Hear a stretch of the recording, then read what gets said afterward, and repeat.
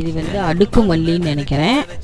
இந்த செடி கூட நாங்கள் புதுசாக வாங்கினதான். நிறைய பக்க கிளைகள் வந்ததுக்கு அப்புறம் தான் இந்த செடி வந்து பூக்கவே ஆரம்பிச்சிச்சு. அது வந்து முதல் 2 மொக்குகள் வந்து விரிஞ்சப்போ பூ சின்னதாக தான் இருந்தது.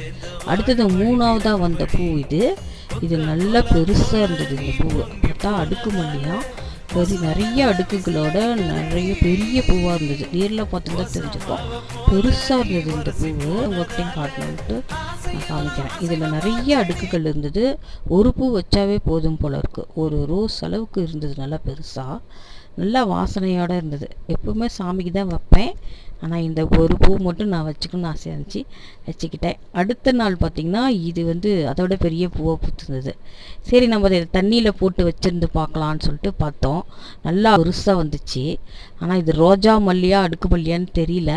தெரிஞ்சால் ஷேர் பண்ணுங்கள். தேங்க்யூ.